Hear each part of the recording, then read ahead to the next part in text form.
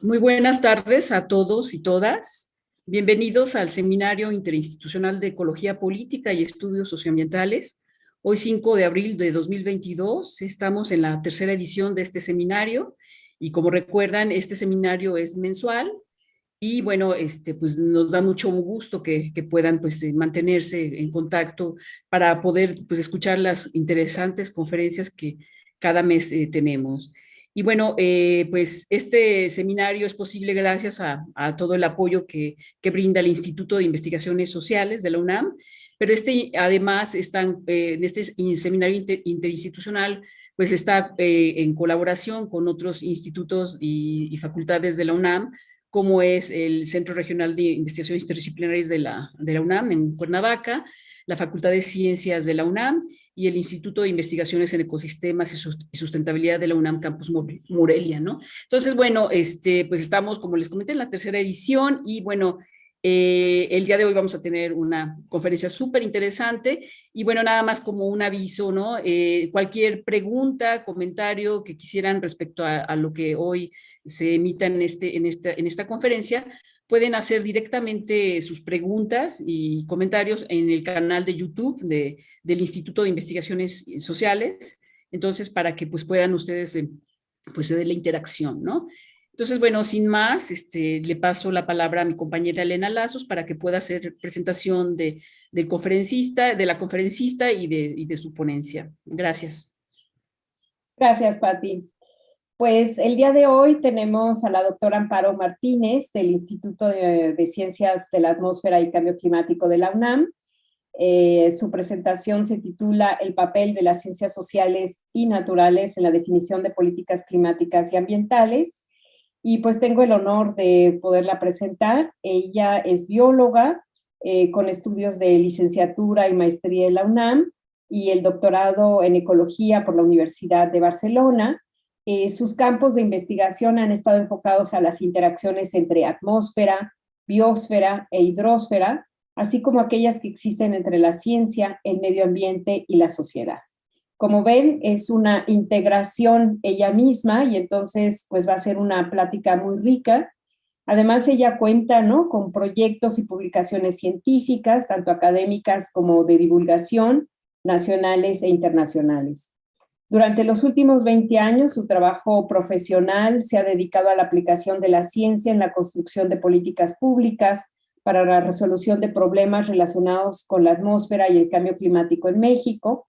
Participa en múltiples organismos internacionales sobre cambio climático global y fue directora del Centro de Ciencias de la Atmósfera de la UNAM del 2009 al 2013 y directora del Instituto Nacional de Ecología y Cambio Climático del 2013 al 2021. Y bueno, actualmente es la investigadora, ¿no?, titular en el Instituto de Ciencias de la Atmósfera y Cambio Climático. Y bueno, y recuerdo que el título de su ponencia es El papel de las ciencias sociales y naturales en la definición de políticas climáticas y ambientales.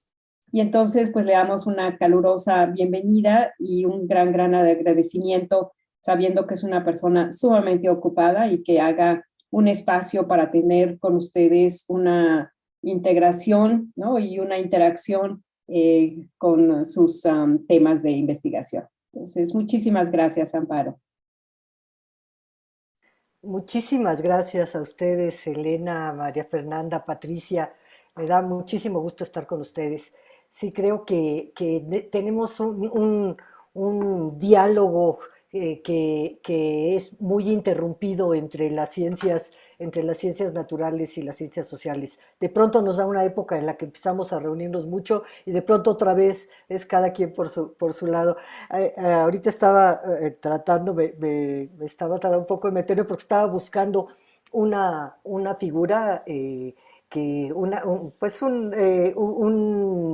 tomé una captura de pantalla de una conferencia en la que estuve, porque me gustó mucho el título. Yo decía que la tenía que haber puesto hoy para ustedes que estoy ahora con todos los colegas del área de sociales, porque se titulaba, ya no me dio tiempo de cortarla, pero el título de la plática era la física tiene los problemas fáciles.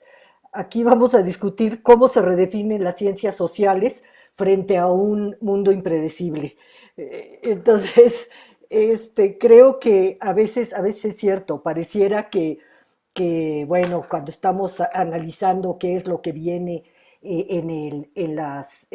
pues en temas tan complejos como el cambio climático, tendemos a pensar que es por el lado de las ciencias naturales más que por otras, y realmente los problemas fuertes, reales, las causas y las consecuencias son sociales y son económicas.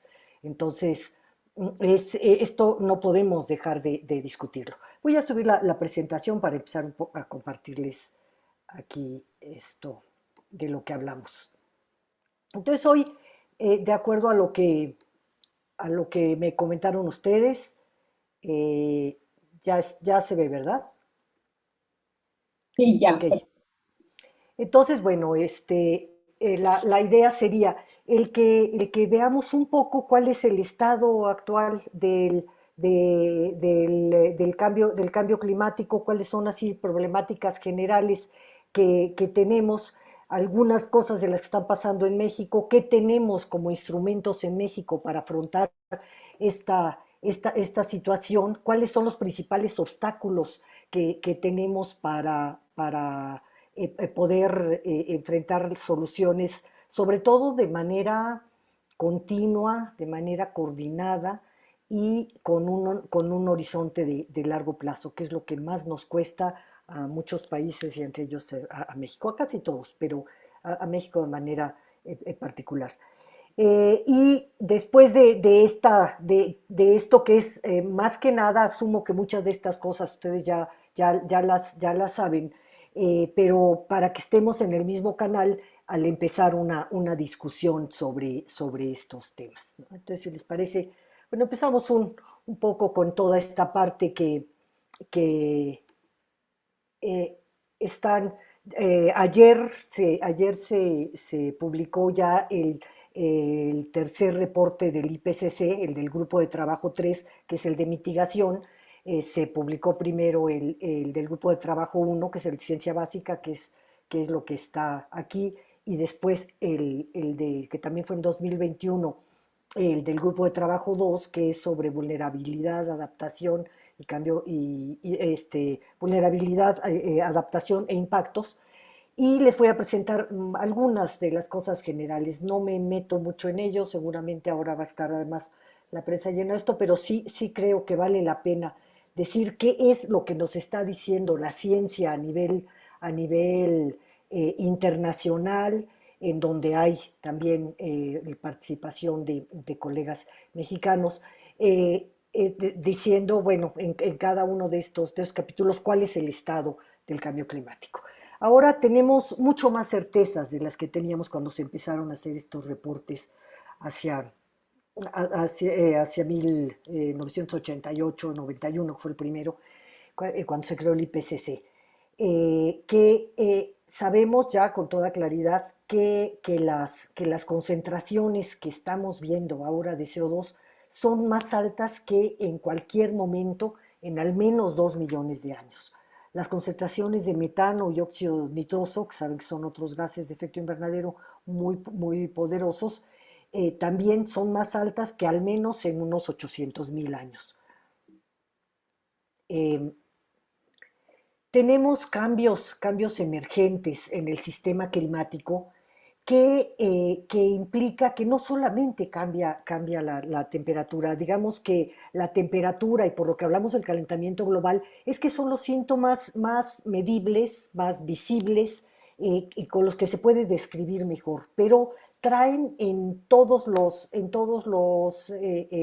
los ámbitos del planeta, hasta en las actividades humanas, tienen influencia, pero sobre todo porque tienen influencia en el nivel del mar, como lo ven aquí, en el derretimiento, pues como está la composición de nuestra hidrosfera, o sea, con toda una parte congelada de hielos, que cubre con hielo algunas superficies, está también cambiando, y con ello muchísimas muchísimos procesos naturales entre predadores y presas, entre los polinizadores y las semillas que tienen que seguir, entre los rangos de sensibilidad de muchas especies animales, vegetales y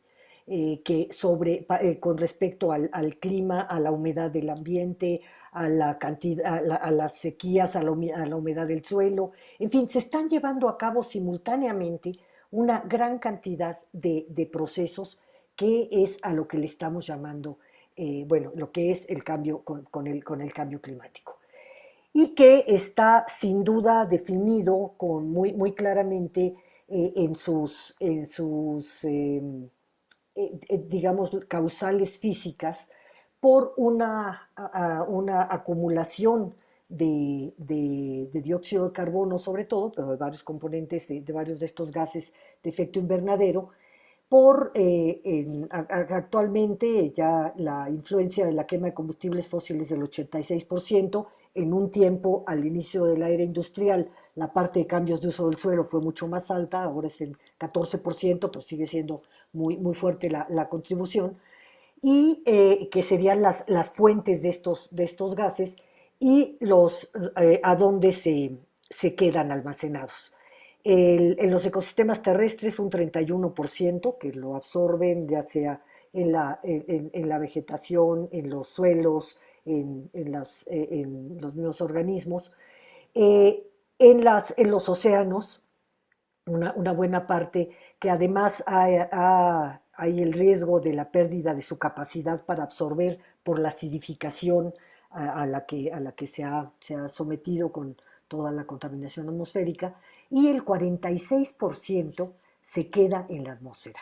Y es esa acumulación en la atmósfera la que hace este balance energético que permite la entrada de una cierta cantidad de irradianza solar y no permite la salida completa del calor que desprende la Tierra a este estímulo.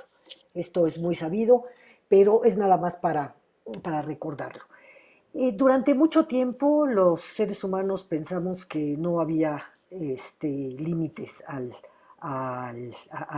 planeta y que si había, la ciencia y la tecnología los iba a poder alcanzar o los iba a poder superar. Finalmente, o bueno, no finalmente, sino hubo un momento en el que la crisis ambiental empezó a asomarse de tal manera que ya se empezó a preguntar, se empezaron a preguntar en los distintos países si la Tierra tenía límites físicos.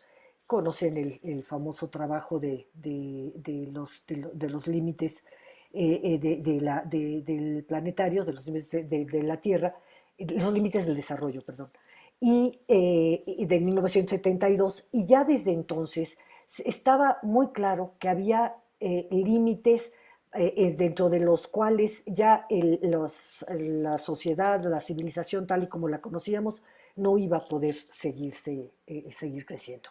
A esto han seguido muchos otros conceptos. El concepto de límites planetarios ya es mucho más refinado o no ve otros aspectos y aunque hay varios autores, los principales, Rockström entre ellos, se han ido haciendo actualizaciones, toman como 9 límites planetarios dentro de los cuales ya la humanidad, si nos salimos de ellos, ya la humanidad no puede continuar la vida que conocemos, ¿no?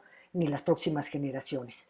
De estos límites hemos rebasado el espacio seguro, no los límites completos, sino el espacio seguro para ellos en 5 de estos límites.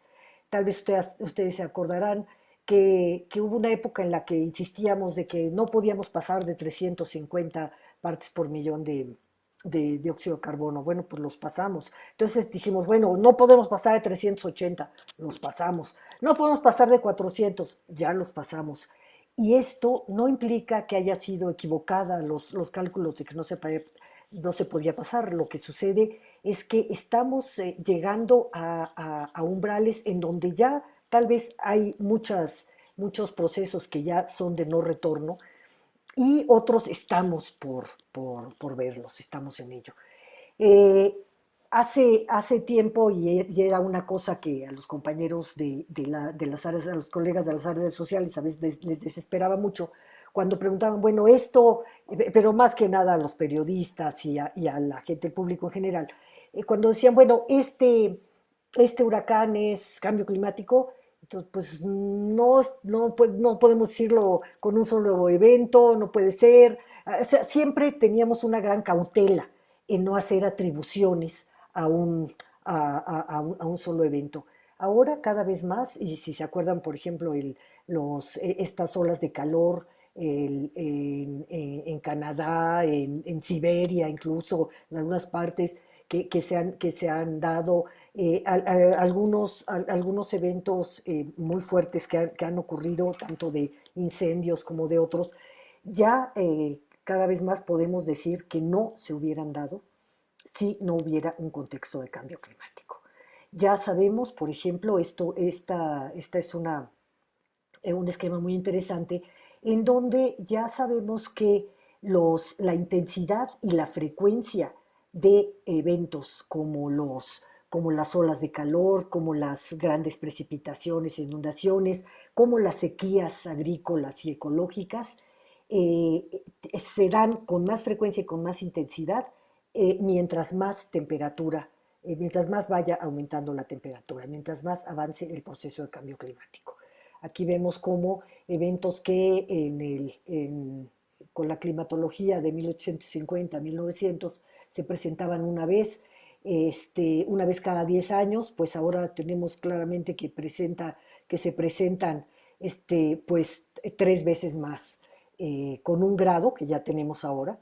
Ya vivimos en un mundo con 1.1 grados más que en la era preindustrial, y sabemos que van a ocurrir 4, 5 veces, 6 veces más, hasta 10 veces más si seguimos aumentando la temperatura. Igual con las grandes precipitaciones, igual con grandes eventos en términos de temperaturas que pasaban cada 50 años, cómo van cambiando también la cantidad de veces que se presentan de acuerdo a cómo aumenta la temperatura.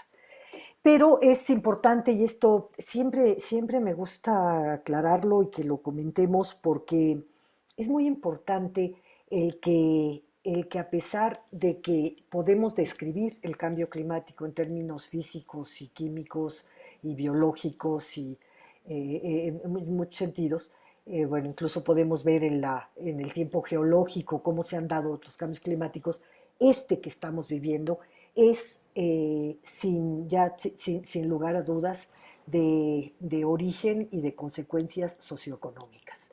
Tiene que ver con la forma en la que producimos, con la forma en la que consumimos, con la forma en la que desechamos y que utilizamos a la naturaleza.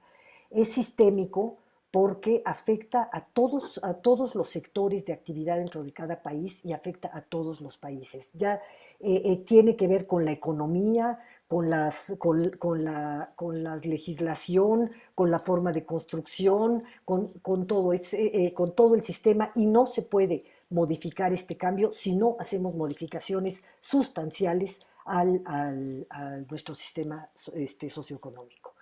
Por otra parte, no es ni homogéneo ni equitativo.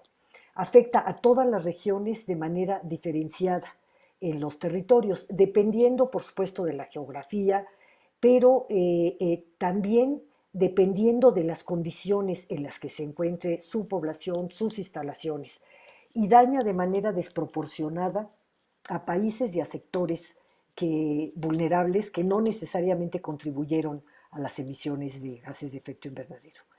Esto es muy claro con las islas, por ejemplo, con todas las islas que están habitadas y que fueron quienes más pelearon que no nos conformáramos con decir que no subiera la temperatura a 2 grados, porque todos los modelos y toda la realidad que estamos viendo ahora indica que con 1.5 muchísimos millones de personas ya tendrían que desalojar los países en donde viven o hacer alguna cosa para poder sobrevivir. Eh, Tampoco es el cambio climático es homogéneo en el tiempo. Y en ese sentido hay una gran responsabilidad ética con las siguientes generaciones, tanto de seres humanos como de seres vivos que están en el planeta.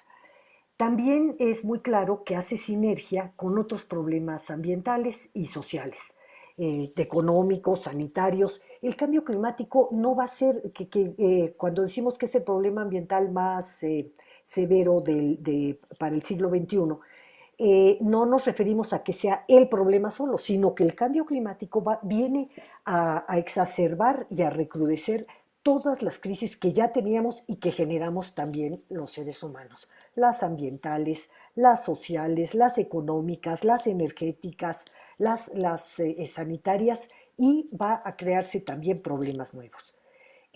Otro tema de investigación muy fuerte que hay ahora es el de los cambios abruptos. Sabemos que que estamos en una situación en la que estamos viendo grandes eventos extremos, que estamos viendo que hay riesgos, algunos ya sabemos por dónde tenemos que disminuir nuestra vulnerabilidad con distintos tipos de, de- de, pues de estrategias para quitar a la población de algunos sitios, que la población se aprenda a defender en otros con ecosistemas naturales o con tipo de construcciones. Sin embargo, está muy claro en todos los modelos, desde los paleoclimas también, y todo, que el clima y la sensibilidad del clima tiene posibilidades de realizar cambios abruptos. No poco a poco, no aumentando cada vez más de frecuencia e intensidad, sino de pronto hacer un cambio abrupto de impacto duradero. Esto se les llama los fenómenos de alto impacto y baja probabilidad. Porque si bien tienen baja probabilidad, si ocurriesen sería tremendo, y también hay que saberlo y estar atento a ese tipo de posibilidades y qué hacer. Pero finalmente, siquiera hay una buena noticia, y es que se ha probado también, y hay muchos, ya hay varios artículos. Hay que decir que uno de ellos, mexicano, en Nature, en donde se vio que sí hay una influencia cuando hay acciones humanas de gran escala, concertadas de alguna manera. Bueno, las dos guerras fueron de desconcierto, digamos, pero se dieron al mismo tiempo efectos, la Gran Depresión, que también fue en todo el mundo, pero otros que fueron buenos, que fue, por ejemplo, el cambio de prácticas agrícolas en Asia, que se dio en los 70, en donde sí se nota una reducción allí era por el metano. Se notó una fuerte reducción en lo que estaba acumulando, y mucho más cercanamente en la implementación del protocolo de Montreal, que era bueno, que se hizo no para el cambio climático, se hizo para evitar la destrucción de la capa de ozono. Sin embargo, el tipo de sustancias que se redujeron y que eran creadas por los seres humanos y que tenían un fuerte potencial de calentamiento, al reducirse también bajaron la tasa de calentamiento. En cuanto a que no es homogéneo, aquí esto lo tenemos todos claro. Hay 10 países que emiten más del 66% global. Sin embargo, México está entre los 20 países de los 195 que con más emisiones. Aunque tenga un porcentaje pequeño, estamos entre los primeros 20. Aquí está un poco algunas gráficas de cómo el protocolo de Montreal permitió algunas reducciones con los artículos que están ahí. No me detendré mucho en esto. Y está también cómo el mundo económico, como cada vez más todos los foros del planeta tienen que estar siguiendo qué está pasando y cuáles son los riesgos que hay globales, para poder tener las medidas, las estrategias que se requieran. Aquí pongo al World Economic Forum porque, bueno, es conocido y además tiene su edición anual de cuáles son los riesgos que ve. Y nada más para compartirles que para el 2022 ellos ven como los tres principales riesgos: el fracaso de la acción climática, los eventos climáticos extremos y la pérdida de biodiversidad y colapso de los ecosistemas, producto de todo esto. O sea, los tres primeros riesgos del panorama económico son ambientales y tienen que ver con cambio climático. Por supuesto, los que siguen tienen también que ver, y ahora lo vimos con la pandemia, tienen que ver también con la erosión de la cohesión social, con las crisis de los medios de subsistencia, con las enfermedades infecciosas, en fin, hay varios, pero quería señalarles que los tres primeros ya de un foro que es básicamente económico tienen que ver con esto. Eh, bueno, aquí tenemos varias afirmaciones que se están haciendo desde la ciencia, pero que ya implican una conexión muy fuerte con la acción política, con las políticas que se implementan en los gobiernos, con las políticas del sector privado, con las políticas que se van haciendo, las políticas y los cambios culturales o de prácticas que se están tratando de hacer en todo el planeta. Eh, en México tuvimos el año pasado el cuarto año más caluroso de que se tenga registro en México y el sexto año más caluroso a nivel global. O sea que a otros países ya les había tocado tener el más caluroso de que se tenga. Ahora le tocó a México tener esto. En 2020 tal vez recordarán que tuvimos esas temperaturas en el norte de la República, que es el que tiene más problemas con el calentamiento, que se fueron arriba, pues llegaron a los 40 y tantos grados, 45, 48 grados, y que bueno, fue un día o dos, pero fueron muy fuertes. Esto es algunas de estas cuestiones. Y aquí muy rápidamente, ¿de qué puede servir o cómo podemos ver dentro de las ciencias sociales y naturales, cómo podemos ligar lo que estamos haciendo? Bueno, pues hay muchas maneras. En la sexta comunicación nacional de cambio climático que se entregó a Naciones Unidas en el 2018 y que está en español enterita en línea, unos estudios hechos por universitarios lo que mostraron es que los escenarios de inacción para México a nivel de ciudades, a nivel de actividades como la agricultura, por ejemplo, como los controles en términos de agua, de inundaciones, todo esto, lo que pueden implicar en términos sociales y en términos económicos. Allí se puede hacer una modelación de lo que va a suceder, pero la parte social y la parte económica de las implicaciones no están nada claras. Urgen sociólogos, urgen antropólogos, economistas, historiadores que le entren a esto y a saber qué sería lo que se puede hacer, qué cambios se pueden hacer en el consumo, en cómo se siembra culturalmente en muchos sentidos para poder, de alguna manera, evitar los peores impactos que se puedan dar.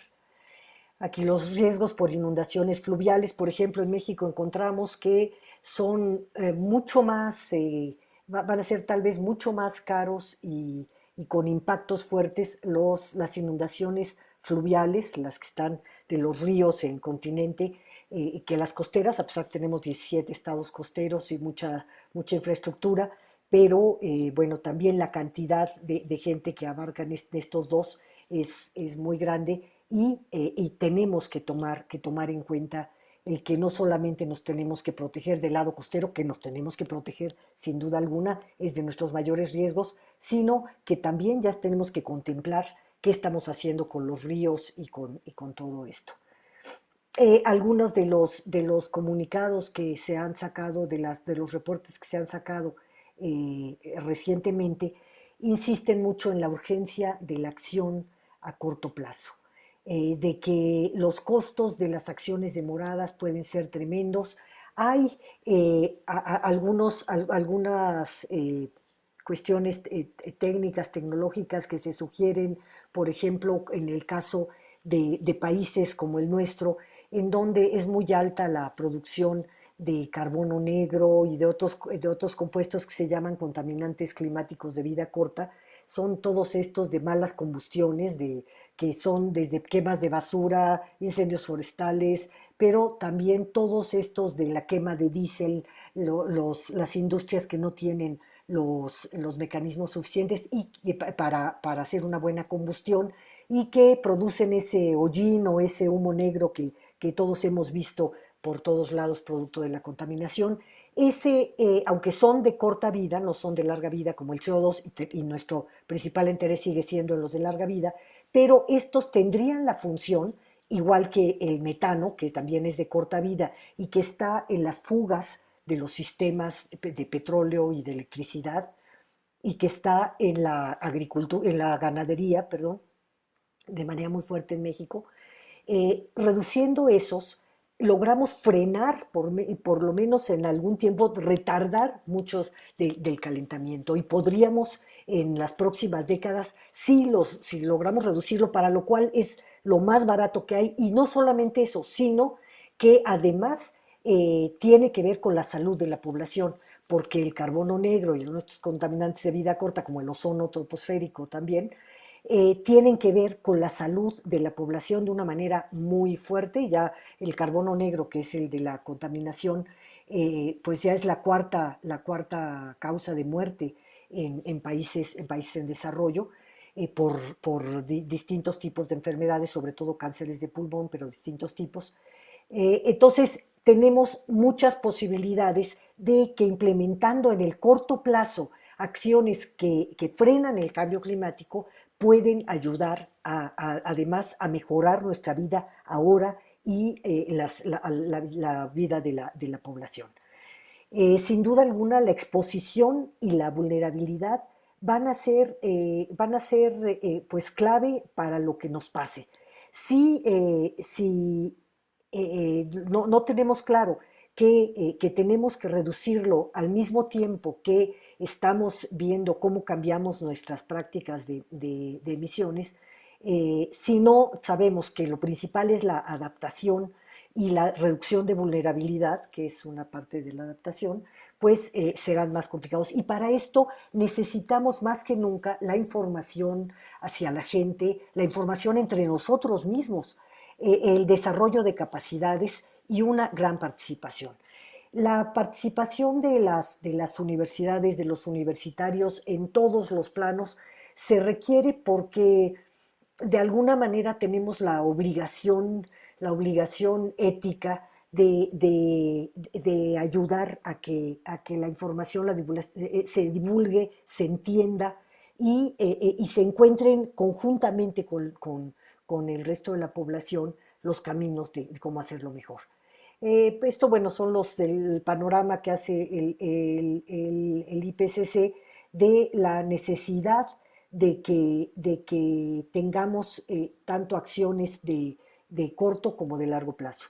Y aquí viene otro tema muy del área de sociales y es cómo requerimos de un desarrollo sustentable. Los objetivos de desarrollo sustentable tienen que ser alcanzados al mismo tiempo que los objetivos de cambio climático, porque no podemos ni siquiera, bueno, podemos imaginarlo, pero de una manera que no hay forma en la que sí tratamos de hacer métodos tecnológicos para evitar las emisiones, que esto no va a tener mayor éxito si no logramos el que las desigualdades sociales y económicas puedan terminarse. Si no logramos que el conjunto de la humanidad, la mayor parte de la humanidad, esté participando en esto, esté enterado y salga bien, realmente no hay posibilidades de librar bien como civilización, como sociedades, el cambio climático. Las brechas de desigualdad son, como siempre, tienen que ver, son multidimensionales, son dinámicas, tienen que ver con muchas cosas, con en dónde vivimos, la ubicación geográfica por muchas cosas, también la ubicación dentro de los sectores de la sociedad, los procesos de marginación, tienen que ver con mucho y en este caso están vinculadas también al género, a la etnia, a los bajos ingresos y a una combinación de estos. En ese sentido se ha dicho mucho que en esta combinación está muy claro que dentro de los propios vulnerables hay sectores todavía más vulnerables y aquí y que los impactos pueden ser desproporcionados para ellos en este caso y esta es una transparencia que utilicé ahora el 8 de marzo, por eso, pero es totalmente cierto que hay un impacto desproporcionado en las mujeres y las niñas, especialmente las que además conjuntan el ser pobres, el ser de alguna etnia, el tener otro tipo de desigualdades sumadas, ¿no? Entonces, este es un punto en el que no podemos dejar que sean nada más que se esté pensando en cuestiones técnicas, en cuestiones de ver cómo tomar medidas, nada más que ataquen desde un punto de vista pues tanto teórico como que vea solamente la parte de las ciencias naturales. Necesitamos urgentemente a los científicos sociales en esto. ¿Y qué instrumentos tenemos para hacer todo esto? Bueno, tenemos muchos instrumentos de política pública frente al cambio climático en México. La Ley General de Cambio Climático, la estructura institucional que ahora se las muestro, el Sistema Nacional de Cambio Climático, las estrategias que tenemos de programas federales y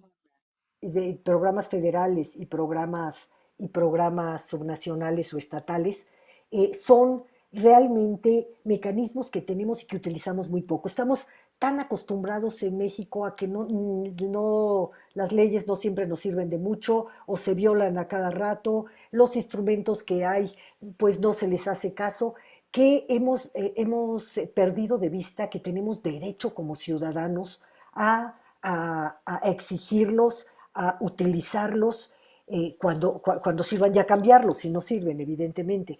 Pero sobre todo que tenemos que tener muy claras que hay instrumentos mediante los cuales podemos influir desde el conocimiento, desde la fuerza política social, desde muchos ámbitos a que se cumplan una serie de cosas. En los estados hay una fuerte actividad a nivel estatal haciendo uso de su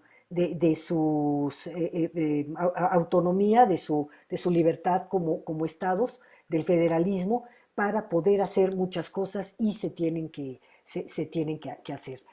Eh, bueno, casi siempre lo pongo más o menos al final. Aquí es nada más para comentar que hay algunos espacios en donde se deciden cuáles son los rumbos que se tienen que tomar de acuerdo a distintas políticas. En cambio climático, en ambiente, en energía, en economía, debía ser, en muchos temas, ya no se pueden tomar las decisiones sin conocimiento y ya no se pueden tomar las decisiones sin un conocimiento integrado. Nadie puede tomar solamente por el aspecto científico las decisiones sociales que se deben de tomar, sociales, políticas y económicas, pero no pueden tomarlo sin ese conocimiento.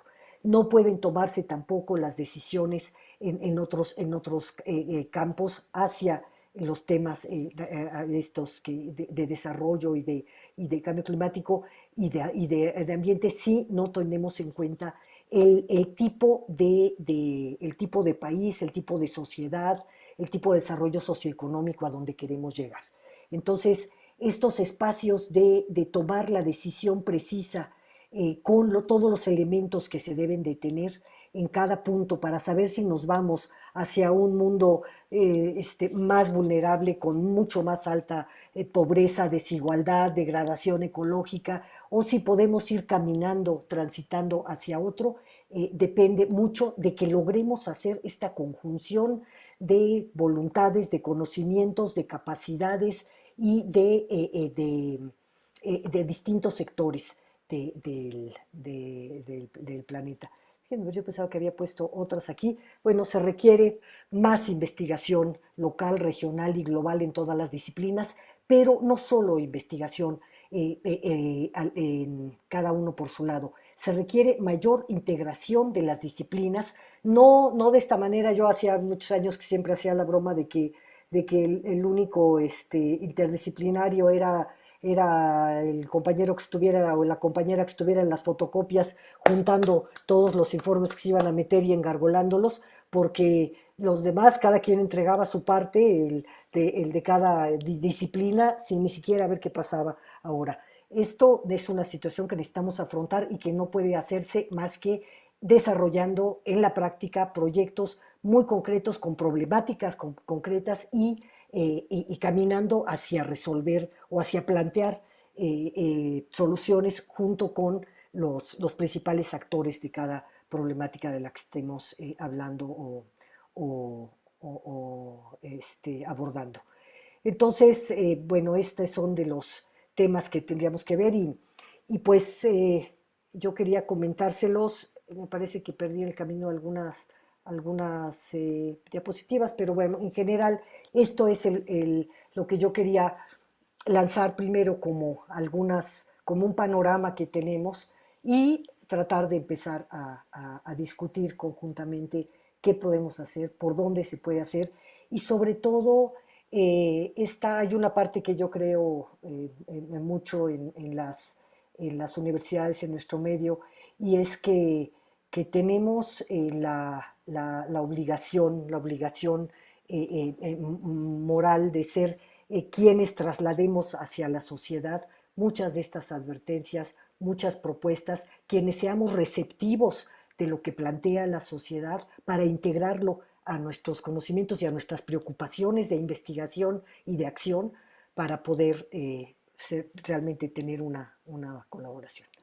Entonces, o un impacto en lo que hacemos en el tiempo que nos toca. Y esto sería, en términos generales, el planteamiento. Muchísimas gracias, Amparo. Yo creo que hay muchas dudas, preguntas, ¿no? Porque cada uno de los puntos, pues podemos decir, por ahí vamos, pero ¿por qué no vamos ahí? Muchos cuestionamientos de todos estos caminos, ¿no? Y gráficas que nos das, como que, bueno, cómo las bajamos, cómo hacemos. Entonces creo que hay muchos ahí puntos que podemos discutir, pero le dejo la palabra a mi colega Fernanda para que haga lo de las preguntas y yo también tengo preguntas. Sale. Muchas gracias. Bueno, les recuerdo a nuestro público que pueden escribir sus preguntas en el chat del canal, ¿no? De YouTube. Bueno, hay dos preguntas que dejó Patti, que se tuvo que retirar por un compromiso previo. Y yo también tengo una pregunta mientras esperamos a que vayan preguntando los asistentes. Por mi parte, una de las posturas que has planteado es que no puede ser una cuestión solo técnica, ¿no? Y en ese sentido, en alguna de las ilustraciones del principio, hacías referencia a la aportación del cambio de suelo, que realmente en comparación con las emisiones es digamos, reducido, aunque sea importante, ¿no? Y en general tengo la impresión de que el foco a nivel tanto nacional como internacional está muy puesto en soluciones centradas en cuestiones de adaptación y en cuestiones de bosques, ¿no? O sea, como que el foco pasó desde Kioto en adelante hacia no nos metamos con las emisiones porque ahí ya no le podemos mover y centrémonos en los bosques. Y eso lo quiero ligar con estas últimas comentarios que hacía sobre la desigualdad, ¿no? Entonces, las propias soluciones que se están planteando están recargando buena parte de la responsabilidad y del costo de las soluciones en las poblaciones más vulnerables y más pobres, que son las que habitan los bosques, ¿no? Mientras que la parte de las emisiones, pues ahí nadie quiere hacer ningún tipo de sacrificio ni ningún tipo de cambio de fondo, que es donde realmente están cuestiones como importantes, ¿no? O sea, transformar la manera en la que usamos la energía, en la agricultura, en la ganadería. El sector industrial es en buena medida responsable, los modelos de desarrollo urbanos que, digamos, impulsan el uso de automotores, etcétera, etcétera, etcétera, ¿no? O sea, ahí hay como todo un mundo de posibles acciones, pero en donde realmente, o sea, mi punto es que me da la impresión de que ya perdió como dientes, de alguna manera, la política internacional y nacional por cómo se plantea y qué tipo en dónde se están centrando, ¿no? Me gustaría saber tu opinión al respecto. Tú que además has estado, bueno, pues, ¿no? Metida en estos foros, en estas discusiones, ¿no? Entonces, bueno, ese es por un lado. Por otro lado, Patti dice, ¿por qué en los diagnósticos y política de cambio climático se va de abordar las causas estructurales como el desarrollo del capitalismo y las diferencias entre el norte y sur global? Que de alguna manera se puede relacionar con lo que yo acabo de decir. ¿Y qué opinas del capitalismo verde como respuesta al cambio climático? Bueno, aquí ¿no? Vendrían a cuento justamente los mecanismos como Red Plus, ¿no? O sea, creo que lo que dice Patti de alguna forma está como ligado a lo que planteo yo. Entonces, no sé si quieras empezar por ahí, después Elena, y mientras esperamos otras preguntas. Sí, con todo gusto. Buenísimas preguntas y me encantan porque sí, hay que sacarlo. Yo estaba con este lío de no tener mi máquina, algunas diapositivas que pensaba mucho para esto, no estaban, que son precisamente las diferencias entre los países en términos de las diferencias de las emisiones hoy, pero de la acumulación histórica y todo esto, que lo sabemos, pero viéndolo gráficamente se entiende mucho más de todo lo que está pasando. Bueno, más bien es una manera muy visual de comprenderlo. Creo que sí tienes mucha razón en esto de las soluciones centradas en la naturaleza, que pareciera ser como un atajo, una distracción mientras tanto. Son absolutamente necesarias en términos, y eso yo sé que tú lo tienes claro, en términos de la biodiversidad, de la pérdida de ecosistemas, de todo esto, porque las soluciones basadas en la naturaleza pueden tener, si las sabemos hacer, y si las sabemos hacer en países como el nuestro, que tiene tantas posibilidades, que tiene 197 millones de hectáreas y tiene una buena parte para hacerlo. Claro, estamos hablando, por ejemplo, de que programas Sembrando Vida tienen 1 millón de hectáreas. Entonces, pues, tenemos 68 millones que lleva la CONAFOR y sin embargo la CONAFOR tiene el subsidio reducido, el presupuesto reducido. Uh-huh. Y la CONAM tiene 21 millones o 24 millones de hectáreas y tampoco tiene un presupuesto así. ¿Cómo hacemos para combinar todo esto para que sea, para potenciar estas buenas medidas tienen que tomar y que ataquen al mismo tiempo las brechas económicas, las brechas de marginación, que vayan hacia cuestiones que sean sustentables, que sean de largo plazo, que se puedan conectar unas con otras, porque también hay límites a este tipo de medidas, límites físicos o fisiológicos, digamos. Y también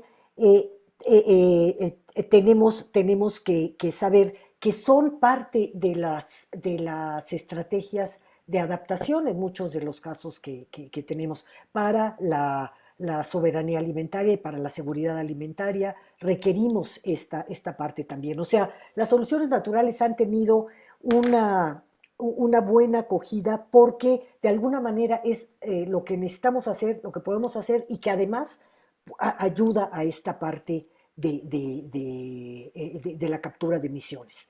Pero sin duda alguna es como pensar, decirle a alguien, bueno, si, no sé, tú tienes una medida en la que empiezas a sacar el agua de tu casa que se está inundando, pero si tú le sigues echando por otro lado todas las mangueras y todo, pues no tiene sentido. Entonces, si no se hacen al mismo tiempo, si no cada quien lo hace de acuerdo a las capacidades que tiene y si no se invierte realmente fuerte en que todos los sectores en donde, o todos los países en donde hay una gran posibilidad de salvar los ecosistemas o de invertir en ellos para que ayude a esta parte de reducción de vulnerabilidad, de seguridad alimentaria, de cerrar la brecha de distribución de recursos, de dar trabajos verdes, todo esto, pues no se puede hacer uno sin otro, pero de ninguna manera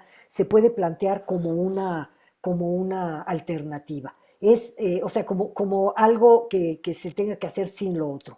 La parte del cambio tecnológico, de la reducción de emisiones, de las nuevas energías, de las energías renovables, esto no puede sino plantearse. Por eso se requiere que mezclemos las cosas, porque si dejamos que las discutan solamente desde un punto de vista, si dejamos que solamente se discuta el beneficio del país ahora que no puede hacer esto, entonces podemos seguir haciendo, seguir teniendo una industria petrolera. Bueno, si nos metemos todos, vemos cómo algunas de estas cosas se pueden hacer sí y solo sí, al mismo tiempo haces otras. ¿Qué es lo que nos está faltando? Nos quedamos mucho en México en la mitad de las soluciones. No es que sea mal lo que se está haciendo, pero no tomamos la otra parte sin la cual no va a poder llegar a ser exitoso. Entonces, en ese sentido, por ejemplo, sí, toda la parte industrial y todo esto, yo desde hace tiempo, y es una cosa que planteamos en foros internacionales alguna vez sin mucho éxito, pero se decía, ya es y se ha tomado de alguna manera, pero no como se planteaba, porque el decir los actores no estatales, o sea, las grandes transnacionales, las empresas, ya tienen que hacer compromisos claros, porque no se vale que se le esté dejando a los estados que ya no controlan una gran parte de esas tecnologías, de esas industrias, a que sean las que se peleen con su pedacito de transnacional para bajar emisiones. Lo tenemos que hacer de manera conjunta. Y tampoco se vale, y esto yéndonos al capitalismo verde, tampoco se vale que ahora lo cambiemos porque vengan grandes compañías, incluso hablando de las experiencias eólicas que se ha tratado mucho en el país, a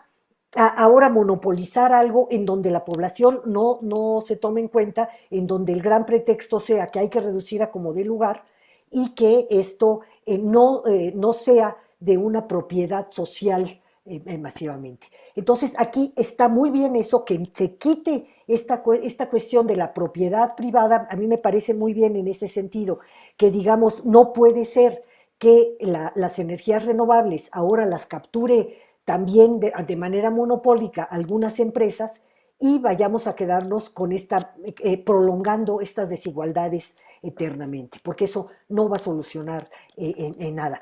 Pero otra vez nos falta la otra mitad.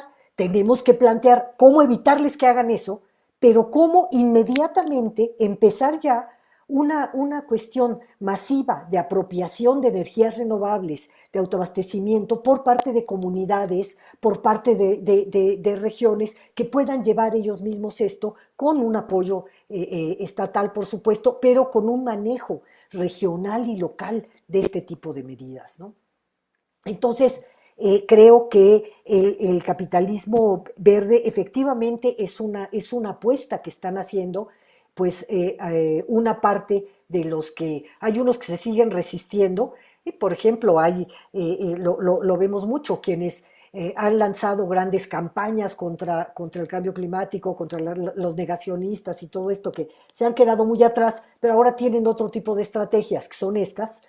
Lo que han hecho es confiar en que mientras más retrasen el que se tomen medidas en cada sitio, que sean más autónomas, que cambien a las sociedades, que cambien la forma de desarrollo hacia una cuestión pues más social, más equitativa, sin estas brechas de desigualdad, que mientras tanto ellos van generando sus tecnologías que después nos imponen a todos. Así Arabia Saudita, que se la pasa en todas las negociaciones, haciéndolos que se retrase todo, está metiéndole muchísimo a la investigación y al desarrollo de energías renovables. La Shell, la Exxon, todas estas que se han dedicado a bombardear, han dedicado mucho dinero a cualquier propuesta que se haga en este campo, están por su lado ya también viendo cómo desarrollan la movilidad eléctrica, cómo desarrollan otra serie de cosas. Entonces, por eso es más claro que no podemos esperar ni que las soluciones vengan de fuera, ni que las soluciones sean de un capitalismo verde, y que tampoco podemos, diciendo, bueno, estas soluciones son de capitalismo verde, no generar otras y sencillamente ignorarlas, ¿no? Porque si no nos metemos a ello, pues van a acabar imponiéndolas. Entonces, por eso es tan importante que estemos las ciencias naturales y las ciencias sociales caminando en el mismo sentido, porque hay mucho esta tentación tecnológica, esta tentación de vamos a resolver todo por ahí, y que no es que no sea cierto, hay muchas cosas que se pueden resolver, pero depende cómo, depende a qué escala, depende quién es dueño de esos medios de producción, ¿no? Muchas gracias, Amparo. Antes de darle la palabra a Elena, Leti mandó un mensaje, dice que lamenta no estar presente, pero que le gustaría preguntarte justo, es que por eso lo quiero decir ahorita, porque justo pregunta sobre los negacionistas, ¿no? Dice, quisiera preguntarle a Amparo sobre los negacionistas del cambio climático, ¿cómo enfrentarlo? ¿Qué salidas hay a estos argumentos? Gracias. Mira, en general los negacionistas que pues todavía hay, para gran sorpresa, parece que todavía hay algunos círculos en los que pueden impactar algo, tienen sobre todo, a veces es mejor la ignorancia que la ilusión de conocimiento. O sea, que el que piense, que cuando un círculo piensa que sabe, pero realmente no ha entendido, entonces es peor porque no hay manera de convencerlo de que entienda, sino que se aferra a algunas cosas. Con los negacionistas ha pasado mucho que ha habido toda una evolución, porque realmente en la parte científica, la comunidad científica que está relacionada con el clima, hace mucho que no hay este conflicto. Y en términos generales, pues quienes toman seriamente, se meten a estudiar, no hay grandes conflictos. Lo que hay son de pronto algunas dudas o cuestiones marginales de las que no se sabe todavía algunas cosas, no se sabe en qué momento, no se sabe qué tanto de tal cosa, y lo promueven como si esas fueran diferencias entre la comunidad científica, cuando el que no esté dentro de estos campos de estudio puede no darse cuenta que unas son dudas absolutamente marginales y que no atacan en nada a la teoría general o al conocimiento general, sino que son totalmente marginales, pero al ser publicadas y publicitadas, pareciera que hay una gran diferencia. Es lo que pasó, por ejemplo, con las compañías tabaqueras, ¿no? ¿Durante cuánto tiempo ya se sabía desde hacía mucho el daño que hacían a la salud? Y sin embargo, siempre había científicos que se prestaban a poner en duda tal o cual detalle de tal investigación o de tales cosas, Y entonces ya lo mostraban como que no había acuerdo. Entonces, pues la gente mientras se ponían de acuerdo seguía fumando, ¿no? Ya después los millones de muertos por ese tipo de enfermedades o de impactos que pudo haber, pues eso ya a ver quién los cargaba. Pero, en fin, siempre hay esta tentación y siempre hay grupos científicos muy tentados, por razones económicas tal vez, a poner en duda. Ahora, por otra parte, es una esencia de la ciencia el ser escépticos, es casi una profesión, nuestra profesión nos dice que tenemos que ser escépticos y que, porque finalmente ninguna teoría es totalmente verdadera hasta que no se contradice, entonces nunca puedes saber si va a venir, pero cuando estás en aspectos que tienen que ver con la vida de la sociedad, es donde ya tienes que tomar estos principios precautorios, pero no dejar de actuar. Entonces, aquí es en donde tiene mucho que ver la relación entre científicos sociales, científicos naturales, humanistas y todo, para encontrar ese punto en donde es mucho peor no arriesgarse a actuar y hacer cambios que hacerlos, ¿no? Y esto creo que cada vez estamos llegando a límites donde es. Entonces, bueno, pues con los negacionistas cada vez más hay un cúmulo de evidencias que no hay hacia dónde hacerse, porque finalmente hay una caricatura de una de unos negacionistas donde van a plantearles cuestiones de los cambios que hay que hacer, de los cambios en disminución de la desigualdad, de la pobreza, de la contaminación atmosférica, de que se está acabando la energía, qué tipo de cosas hacer, cómo encontrar energías alternativas, Y entonces uno se para y dice, bueno, es que, ¿qué tal que no existe el cambio climático y hacemos un mundo mejor para nada? Entonces, es cierto, o sea, todas las medidas que se están planteando, por eso, y es con lo que podemos luchar contra los negacionistas, todas las medidas que se están planteando son para nuestro propio bienestar, son para el bienestar del planeta, son para el bienestar, y además no son, no van a empeorar, sino que van a mejorar el futuro que se espera por la situación en la que estamos ahora, que ya hay sectores, hay puntos que no da más para cierto tipo de recursos, ¿no? Gracias, Amparo. Elena. Y muchísimas gracias, Amparo, por estas reflexiones. Y digamos, yo siempre me he preguntado si cuando hubo el primer IPCC hubieran participado y hubieran dominado las ciencias sociales, y seguiríamos con los dos pilares de adaptación y mitigación como lo han impulsado los científicos naturales, ¿no? Creo que, digamos, en el IPCC vino como muy tarde, ¿no? La reflexión social, económica, o apenas son, ¿no? 8 años o algo así, donde apenas se empiezan a incorporar, ¿no? Los científicos sociales en las discusiones y donde habría que preguntarse si tienen como las mismas posibilidades en el discurso del cambio climático científicos naturales y científicos sociales. Entonces, yo siempre he imaginado, yo decía, bueno, si lo del IPCC hubiera sido en principio, impuesto por los científicos sociales, ¿estamos con esos dos pilares de adaptación y mitigación? ¿O estaríamos con pilares como desigualdades y vulnerabilidades, ¿no? Y entonces empezar a cuestionar que no solamente es dar una solución en adaptación o en mitigación, sino en poner el foco sobre vulnerabilidades, sobre las brechas de las desigualdades que vinieron como muy tarde en los del IPCC y en el reporte mexicano de cambio climático igual, ¿no?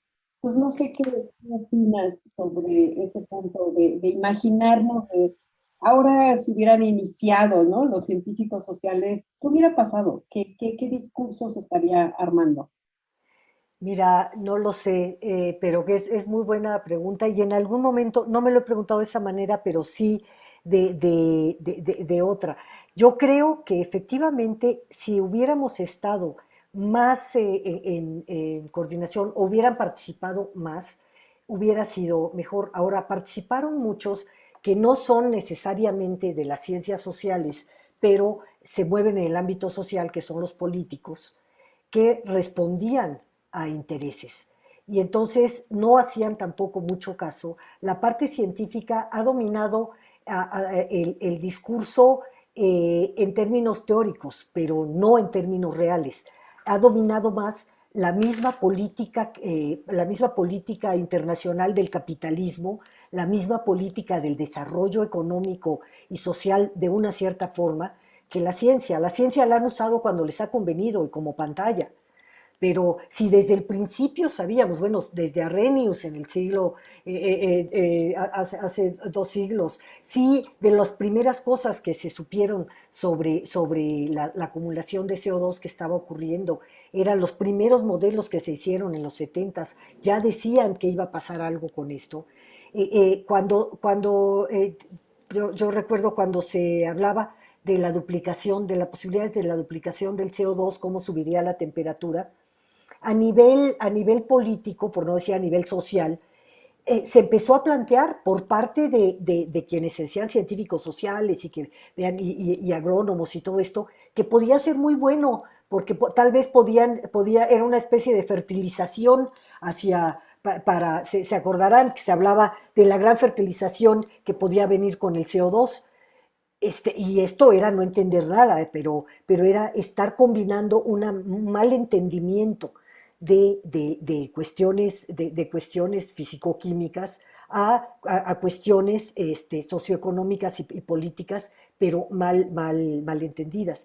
También hay una cosa, y eso yo más bien se los digo como pregunta a ustedes, a todos ustedes, que he tenido siempre, el gran problema que a veces tenemos para encontrar soluciones en el ámbito social, socioeconómico, para este tipo de problemas, es el corto y el largo plazo.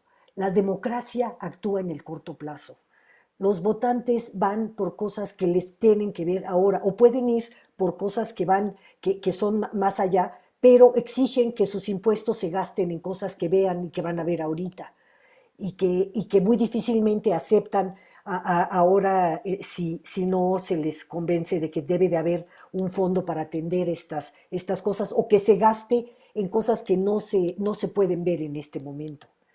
Entonces, ¿cómo hacen las ciencias sociales para convencer que se puede actuar en incertidumbre con medidas actuales, sociales y económicas? ¿Cómo vas a convencerlos que cambien de patrones de consumo, de patrones de esto, cuando la ilusión en el corto plazo es que puedan gastar más en tal y cual, aunque sea en cosas que saben que se están dañando? ¿Qué hacemos con esa parte?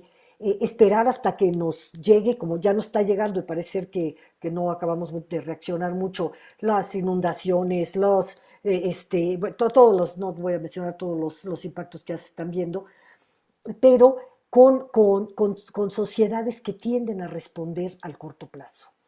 ¿Qué cosas hacer ahí? Ahora, tienes toda la razón que es muy reciente la incorporación de muchas cuestiones sociales que debían de haber estado hace mucho tiempo.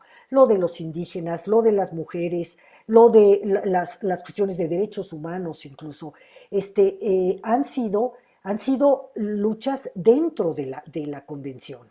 Han sido que no han sido mayoritarias, pero han logrado abrir algunas grietas y que muchas veces desde un análisis político frío fuera, ay, pues ¿de qué sirve ir a esas cosas? No, pues si no vayan, si allí dominan otro tipo de cosas así. Cuando, si renunciamos al multilateralismo, si no defendemos que haya instancias en donde todo el mundo pueda ir y vamos participando más y de manera, y además metiendo a las sociedades en que entiendan y presionen y todo en otros ámbitos, no quedándonos en las negociaciones, evidentemente que eso no tendría ningún impacto, pero de pronto sí estamos ante situaciones en donde se pueden poner cosas. Yo puedo decirles que los párrafos para meter, unos cuantos párrafos para meter el plan de acción climática, el plan de acción de género de Lima, costaron eh, días y noches y madrugadas discutiendo para poder sacar un parrafito, pero con eso se avanzó y con base en eso ya se ha venido tomando mucho más fuerte. El que en el preámbulo, ni siquiera en los textos de los acuerdos de París, aparezca ya la cuestión de género, incluso otras cosas como meternos más a la cuestión de mares, que podría verse como algo muy técnico, ha costado el que se discutan de una manera tremenda, porque de pronto dicen, bueno, si ya no puedo explorar acá los continentes, pues me voy a explotar los mares y a ver qué hago. Entonces, que no toquen ahorita eso mientras averiguo qué hacer, ¿no? Entonces, hay muchos de estos temas en los que sí necesitaríamos mucho más científicos sociales, pero necesitaríamos sobre todo más discusión, más intercambio, más reflexión conjunta entre ciencias naturales y ciencias sociales para ofrecer alternativas viables. Entonces, digamos, no sé si tú ves como una lucha entre mitigación y adaptación que se deba a cuestiones políticas o son, digamos, los científicos naturales que han puesto a veces mayor énfasis en la adaptación que en la mitigación. Creo que cada vez ha avanzado más la adaptación y cada vez va avanzando más las sinergias entre adaptación y mitigación. Ya pocas grandes medidas se pueden tomar sin esas sinergias y los objetivos de desarrollo sustentable ayudaron mucho a eso, que se dieron en el mismo año de los acuerdos de París. El tomar juntos los objetivos de desarrollo sustentable, ya no como una cosa, una medida, o sea, muchos lo piensan, todo lo que viene de cosas de Naciones Unidas o algo, puede ser algo relacionado con el capitalismo verde, puede ser, pero también puede no ser. Puede ser que la gente lo tome fuerte y que lo impulse y que en tus políticas nacionales puedas decir que tienes que tratar conjuntamente los objetivos de desarrollo sustentable, los objetivos ambientales, los objetivos climáticos, porque si no, no hay manera de sacarlos, ¿no? Porque te vas al otro extremo, de que solamente trates la parte social y no atiendas la parte que tienes que cambiar en términos estructurales. Entonces, en ese sentido, yo creo que los ODS van y que la adaptación ha sido un tema que cada vez más son los países en desarrollo los que los han tomado en las discusiones.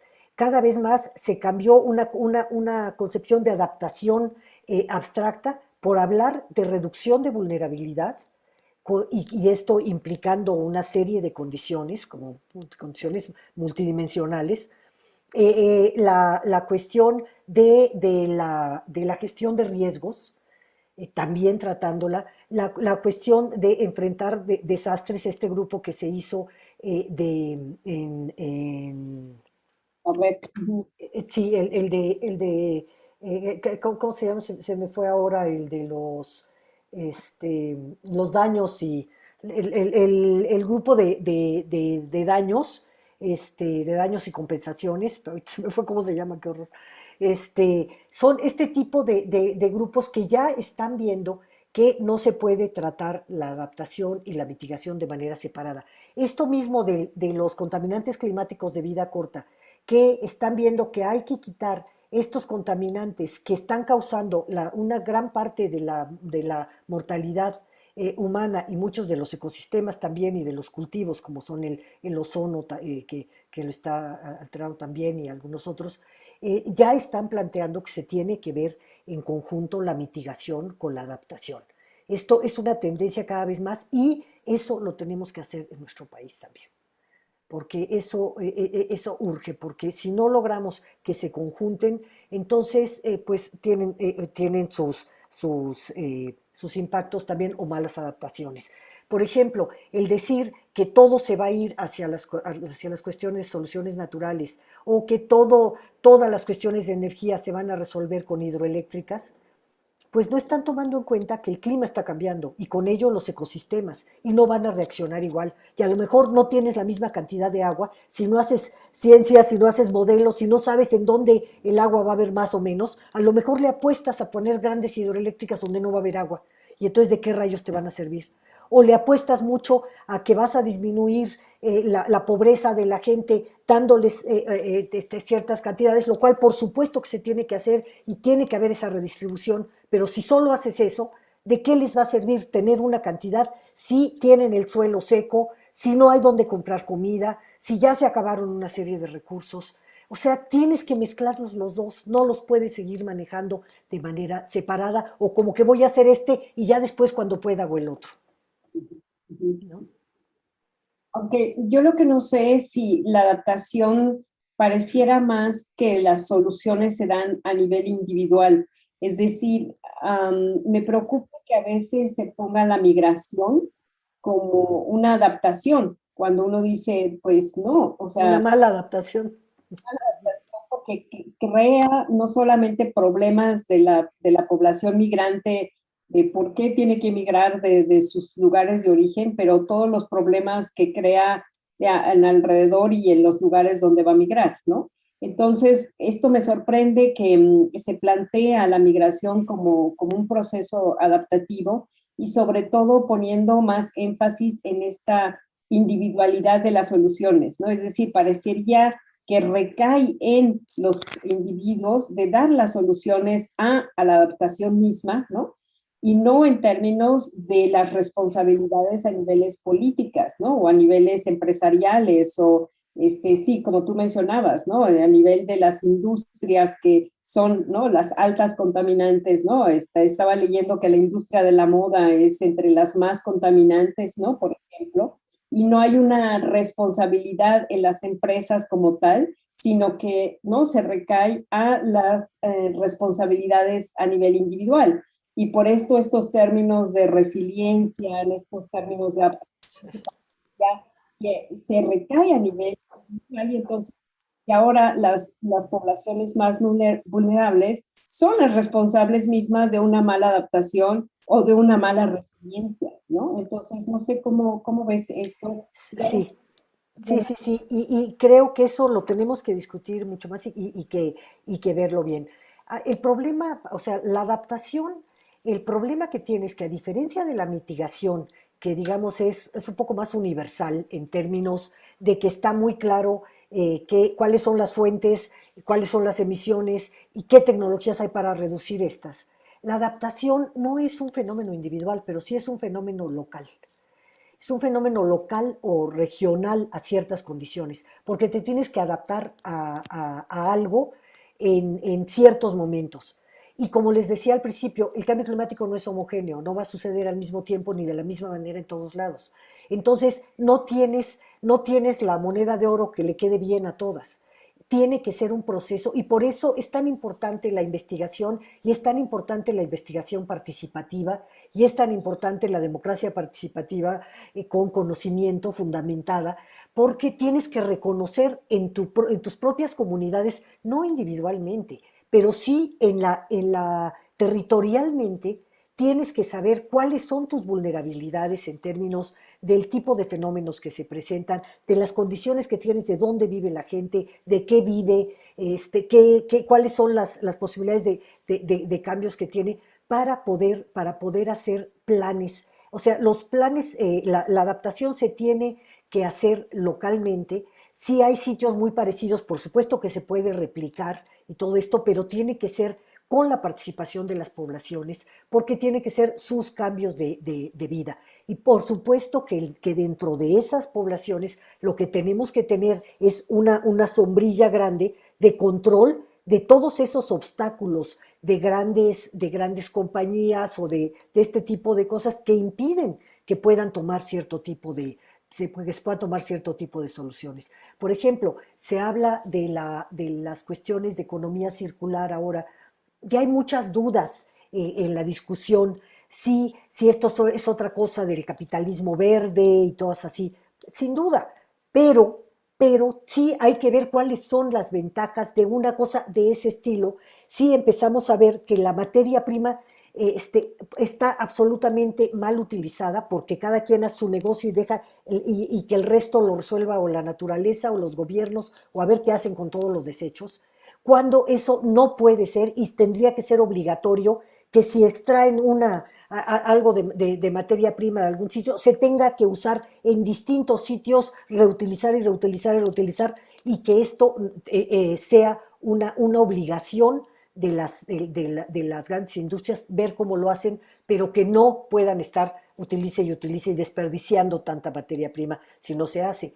Pero también se pueden hacer sistemas, y eso lo hemos estado tratando de analizar, y creo que necesitamos trabajarlo mucho, de economía circular comunitaria, porque también dentro de las comunidades o dentro de las regiones puede haber procesos productivos muy complementarios, que se pueden ir complementando uno con otro, y habría que dar las facilidades, los trabajos, el tipo de estructura, construirla para que pudiera aprovecharse en todos sus potencialidades, los materiales que se usan en un sitio hasta que ya se usen hasta su último uso bien, lo cual nos trae a que revivan tal vez en muchos sentidos muchos de los pequeños negocios, las pequeñas industrias, de los arreglos, de las composturas, de cosas que, bueno, pueden correr en un camino simultáneo, pero digamos que están dentro del tipo de cosas que tenemos que desarrollar y que tienen impacto ambiental, tienen impacto económico y tienen impacto social y cultural. Entonces, yo creo que es ahí donde nos falta más creatividad, donde nos faltan las propuestas muy claras de cómo decir. Entonces, la adaptación tiene que ser local porque te adaptas, porque a qué te vas a adaptar, por qué te vas a adaptar, eres vulnerable a qué o por qué, y no necesariamente es a lo mismo en los distintos sitios, pero eso no implica que sea una situación individual, es una situación social en distintos tipos de territorios, y que además sí se debe de tratar a nivel mesoescala y a nivel macroescala para impulsar esos procesos, para dar el apoyo que se requiera en las estructuras que lo deben de hacer, ya sea públicas en general, privadas también, en caso que se tenga que hacer, pero que tenga que ver con que vas a estar preparado para que lo que sucede ahí mismo, ¿no? Claro. Entonces, sí ha ido cambiando el concepto de adaptación, y mucho por la participación de los países, de los países en desarrollo. No todos, sigue pasando lo mismo de siempre, que se acercan y los hacen que voten de otra manera, pero ya cada vez más por propia sobrevivencia está sucediendo. Por ejemplo, los países, los que tienen islas pobres además, son pero durísimos en las negociaciones, durísimos, de que no se mueven y pues sí, pero lo que necesitamos es todo eso poder decir. Solamente en algunos casos de esos es en donde se está viendo las cuestiones de la migración, por ejemplo, que en algunos casos no tendría mucho remedio, pero no en otros casos siempre, o sea, es ya cuando agotaste todas las otras instancias, y las agotaste de manera comprobada, en términos económicos, sociales y de infraestructura, ¿no? Sí, me refería a lo de adaptación a nivel individual, porque muchas veces es como los desastres, ¿no? Que hay veces que sobre todo te llega más la lluvia, ¿no? Es decir, que se culpabiliza a las poblaciones que están asentadas a lo largo de los ríos o en situaciones de alto riesgo, ¿no? Pero que cuando lo analizamos en términos de vulnerabilidades, de ver la historia de esa acumulación de vulnerabilidades, pues vemos que no es la responsabilidad de esas familias, ¿no? Pero que, digamos, desde las medios de comunicación hasta la sociedad en general, culpabiliza, ¿no? Y entonces dice, no, individualmente a esas familias, pues ellos tuvieron la culpa de, ¿no? Estar situados entonces, es ahí donde uno dice, bueno, adaptación, ¿en qué sentido y cómo y cuáles son los apuntalamientos sociales políticos que se necesitarían para realmente tener o procesos de construcción tenemos adecuación o no sé si adaptación misma. Reducción de su vulnerabilidad, que es en mucho, e incluso ver cómo pueden aprovechar cierto tipo de, de- de cambios que pueden venir en su entorno y que podrían aprovecharlos. En los casos, por ejemplo, de zonas que tienen inundaciones en una cierta época del año y en otras tienen sequía, bueno, la creación de captura de agua de lluvia, de almacenamiento, de este tipo de cosas, bueno, muchas cosas que lo hacen las presas ahora, pero que ya como grandes obras no tienen sentido hacer nuevas. Bueno, ver cómo se manejan en distintos sitios, dependiendo de cuál sea a lo que son más vulnerables que se ve ahí. Pero efectivamente, la cuestión aquí ya no es, o sea, no debería de ser de las culpabilidades, debería de ser de cómo socialmente resuelves algo que está claro por dónde va. Y también es que se ha hecho en muchos casos un pretexto el decirles sálganse de aquí porque esto se va a inundar y después toman esos terrenos, les hacen alguna adecuación y ya los venden como un sitio que ya no se deslava o que ya no tiene esos problemas y los venden como casas de lujo y cosas así. Eso también es un problema por el social en donde por eso la gente ya no les hace caso o no lo puede creer, porque siempre puede haber este tipo de intereses. En ese sentido es que por eso el Estado debería de tener sus mecanismos de conocimiento en donde puede tener dentro de las incertidumbres, los panoramas, los escenarios más probables para poder tomar decisiones sin la intervención de otro tipo de intereses, ¿no? Y sí mucho desde el punto de vista social. Bueno, gracias, gracias. Oye, Amparo, bueno, yo voy a eh, preguntarte sobre algo que a mí me inquieta mucho, es cómo la gente percibe los riesgos.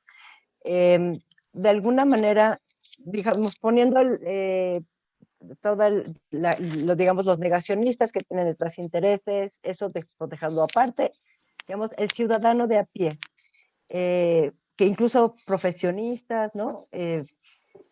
A pesar de que tenemos un montón de información desde hace años, a pesar de todos los esfuerzos mediáticos, ¿no? De diferentes iniciativas para explicar de qué se trata, explicar las raíces, etcétera, etcétera, pareciera que la población en general, aunque incluso adquiera el lenguaje del cambio climático y hable de, sí es que es el cambio climático lo que está pasando, etcétera, de verdad lo está viendo como algo irreal, ¿no?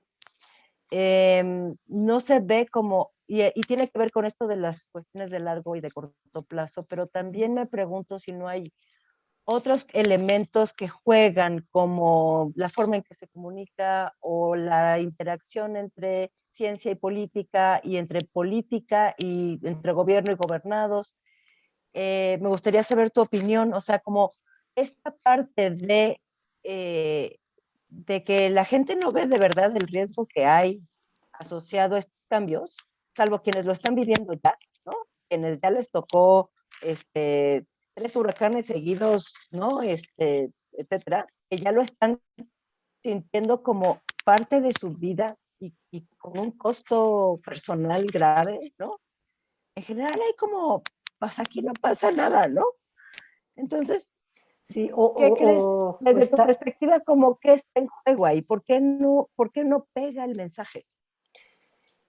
mira, va pegando ya cada vez más, pero sí hay toda una problemática entre que la gente lo siente como algo o tan grande y tan complicado que no tiene nada que hacer. Entonces, pues mientras vivo la vida y al diablo con todo eso, porque lo que yo haga no va a influir en nada. Y, Ujú. y esto es una parte también que nos lleva, de pronto la sensación de impotencia te puede llevar al cinismo, ¿no? A decir, bueno, pues me da igual, si yo, y es lo mismo en todo, bueno, pues ¿por qué si no se separa la basura en todos lados? Pues porque de todas maneras viene el del camión y se lo lleva, entonces me vale gorro, yo ya no hago lo que me toca. Sí, hay toda una parte de esas que tiene que ver también con el corto y el largo plazo, pero tiene que ver con otras cosas también, yo creo.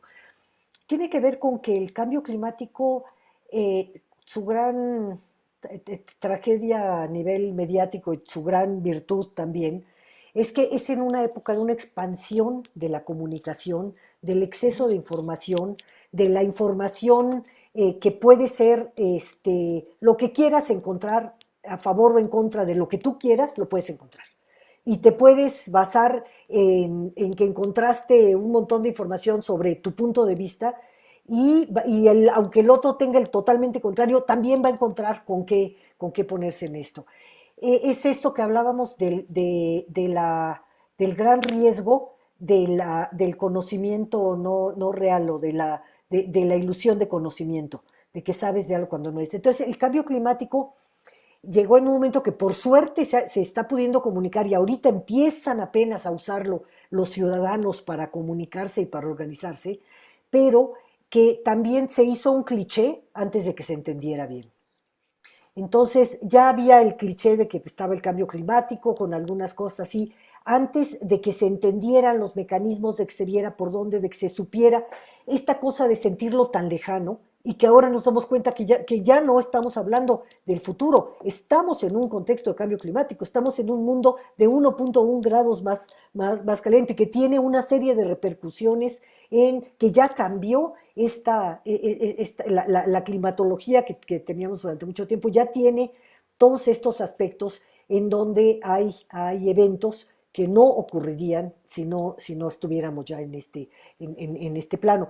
Pero yo creo que tiene que ver también con el tratamiento que ha tenido, y ahora sí volvemos un poco a lo que decía Leticia, creo, o Patricia, no recuerdo, sobre lo del capitalismo verde, ¿no? Porque si tuviera, no, aquí no sería el verde, aquí sería el capitalismo tal cual, si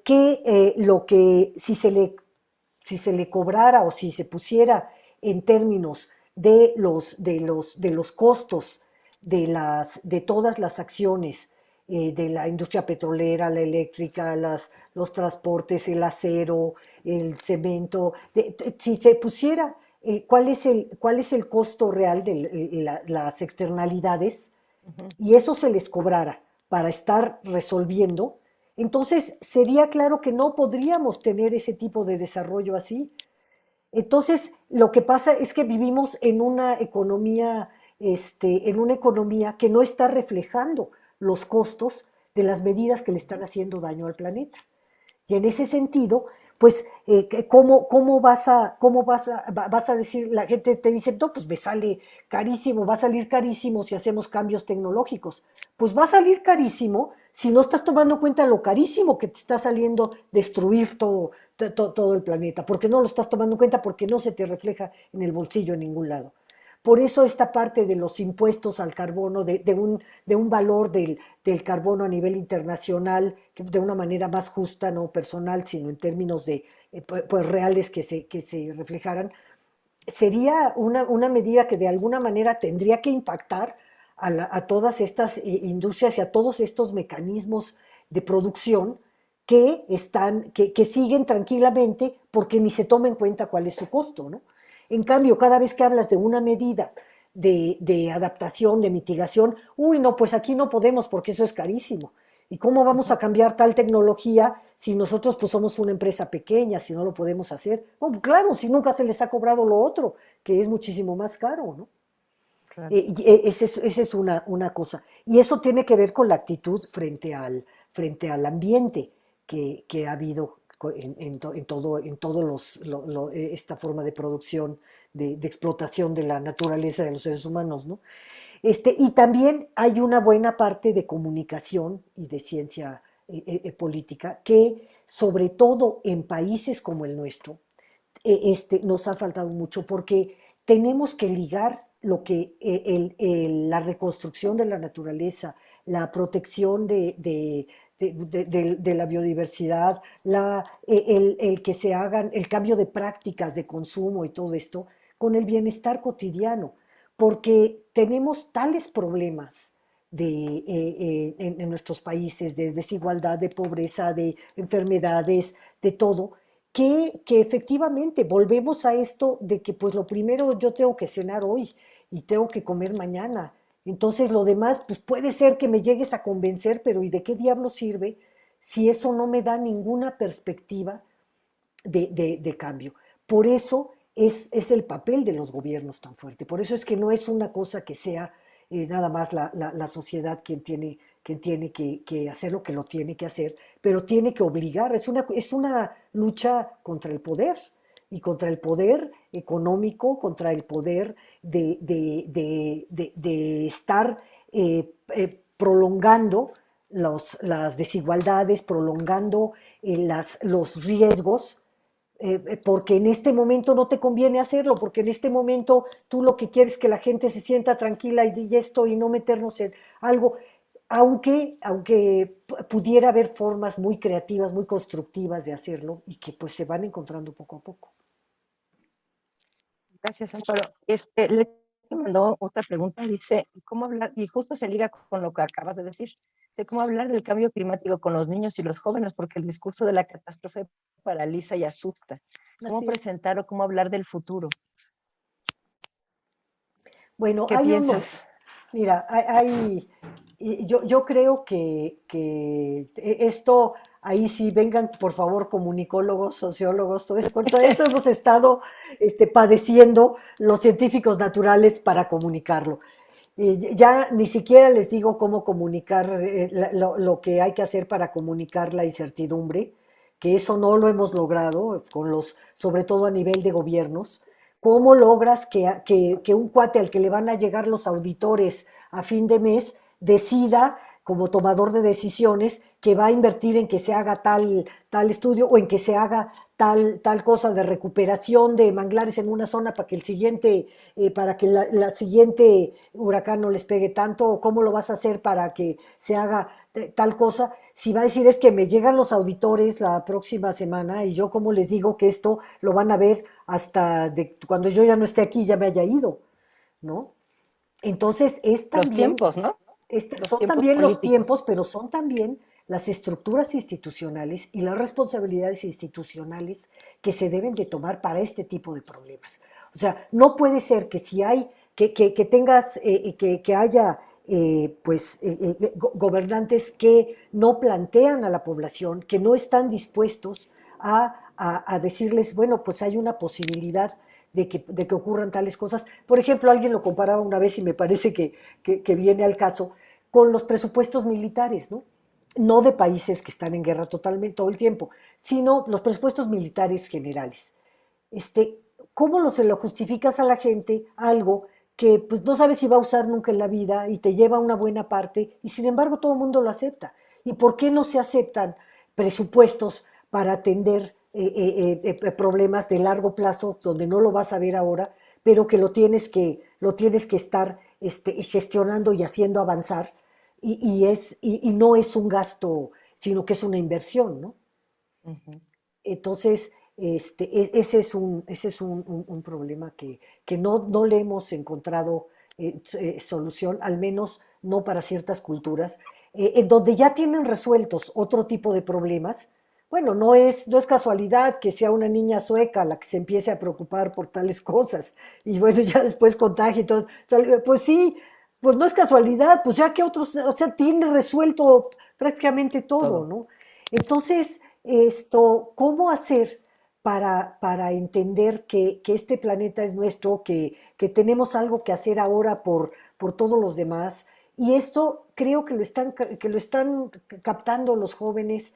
Ojalá que lo están captando bien, pero no suficientemente en nuestros países. Y tenemos que hacerlo y tenemos que trabajar mucho sobre eso. Todas tenemos estudiantes, pero hay que dar alternativas y hacerlos que ellos las busquen y las encuentren. Finalmente, para nosotros puede ser una cuestión intelectual. ¿Qué va a pasar dentro de 50 años? O ya no tenemos mayor implicación personal en eso, pero por favor, a los jóvenes que están ahora, a los niños, a los nietos, pues evidentemente que tienen que empezar a pensar en eso desde muy temprano y de una manera constructiva. Efectivamente, tiene toda la razón. No se trata de aterrorizar, se trata de ver que hay otras formas de hacerlo y que sean mejores. Y para eso necesitas una sociedad que lo haga. Eso no es un problema personal nada más, que por supuesto también influye si tú tienes una actitud y la compartes, pero es un problema social, es un problema que lo tenemos que hacer y que introducir en nuestras escuelas y en nuestras colonias y en nuestros barrios y que la gente sepa que puede empezar a hacer cosas con las que además va a vivir mejor. Ay, muchas gracias, Amparo. Pues, Elena, pues, puedes ir cerrando. ¿No? Sí, bueno, me quedaba una duda, ¿puedo Sí, todavía? sí, sí. Sí, sí, sí. O sea, yo creo que Amparo es la mejor que puede contestar. En términos de a nivel de municipio, ¿cómo ves, digamos, seguramente hay un mosaico muy heterogéneo, pero no sé cómo ves, digamos, las capacidades creadas en los municipios, ¿no? Con los PACMUN que se trataron de hacer, pero no sé qué tanto hubo un resultado. No sé cuál es tu experiencia a nivel de municipio. Híjole, daría para esto de las preguntas que me has hecho, Elena, darían para otra conferencia o para otras conferencias y para una discusión que tenemos que hacer muy fuerte. Aquí rápidamente diría dos niveles. Uno, este que hablabas de los PACMUNES y todo esto, que allí tiene que ver mucho la ayuda internacional, o sea, porque los PACMUNES y todo esto se dieron por acuerdos que quedaron en nuestra ley y que hay una obligación de hacerlo. Y entonces, como hay mucho dinero a nivel internacional, se dieron una gran cantidad de consultorías privadas, que llegaron a todos lados a proponerles hacer esto, bajar el dinero de donde fuera para hacerlo en un municipio, y le hacían a veces, también en eso son muy heterogéneas, hay unas que lo hacían bien o trataban de hacerla bien, otros más o menos, otros le pensaban que con que lo hicieran de una cierta manera era suficiente, y le hacían el mismo a Santa Lucía que a Guadalajara, bueno, no tanto, pero sí, ahí no tomaban en cuenta las particularidades, no tomaban en cuenta cosas que hacían que pues fueran poco probable que los pudieras poner en práctica. No lo hacían para ese lugar, con la gente del lugar, discutiendo con ellos, convenciendo y construyéndolo, sino que de alguna manera iban, se lo vendían al presidente en turno y se hacía. Esto creo que con las organizaciones gubernamentales, perdón, con las instituciones gubernamentales que pudieron ir tratando de decidir en esto, se fue por lo menos poniéndose de acuerdo con los más serios para decirles, ¿sabes qué?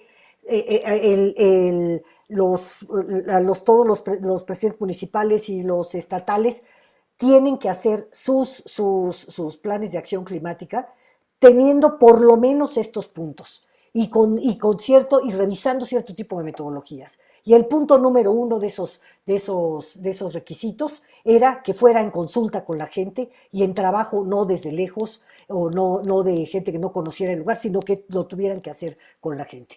Digamos, no podemos evitar que contrates a tal o cual consultoría, pero lo que sí es que tenemos que poner requisitos. Eso lo hicimos, tuvo algún impacto. Y también, pero también hay otra parte. También está la cuestión de la capacitación, que con los tiempos que tienen en los municipios, las autoridades municipales tienen el grave problema de que ya que están entendiéndole a cómo esté, pues ya se van y otra vez el corto y el largo plazo.